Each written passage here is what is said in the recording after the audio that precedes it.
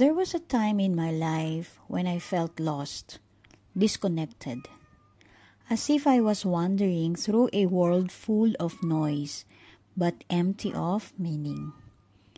I was surrounded by blessings, yet I couldn't see them for what they truly were, until I read Surah An-Nahl. Surah An-Nahl, the chapter of the bee, is a chapter that completely changed my perspective on life.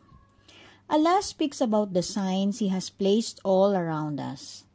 The birds in the sky, the cattle we rely on, the honey that carries healing. Have you ever thought about it? These aren't just coincidences. They are messages from our Creator. Even something as small as a bee, Allah says, it receives inspiration from Him to find its way and create something so beneficial for us.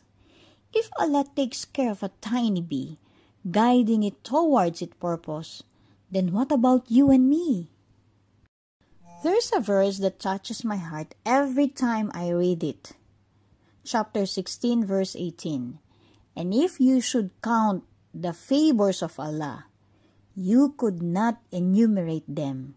Indeed, Allah is forgiving and merciful. Subhanallah, think about it. How often do we wake up breathing without thanking Allah for the air we take in? How often do we eat a meal, drink water, or find comfort in a home, yet forget that all of these are gifts?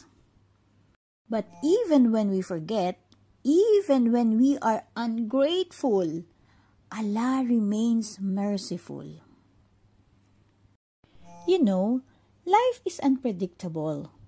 We go through moments of joy, but also moments of deep pain and hardship. And sometimes, it feels like we are alone in our struggles. But Allah ends Surah An-Nahl with something beautiful. Chapter 16, verse 128.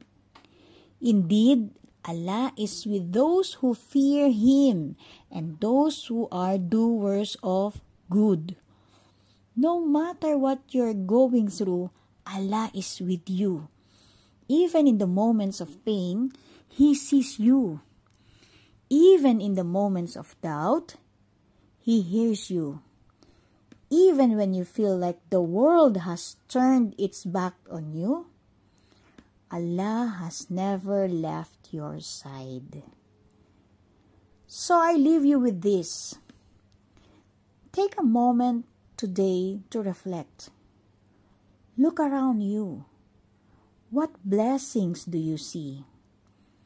What signs of Allah's mercy have been present in your life that you may have overlooked? Maybe it's the roof over your head, the food on your plate, or simply the ability to hear, see, and feel. Every single one of these is a reminder that you are loved and cared for by the one who created you. If this reflection touched your heart, don't forget to like this video and subscribe to Soulful Journey with Iman. Let's continue this journey together, finding Allah's sign in our everyday lives.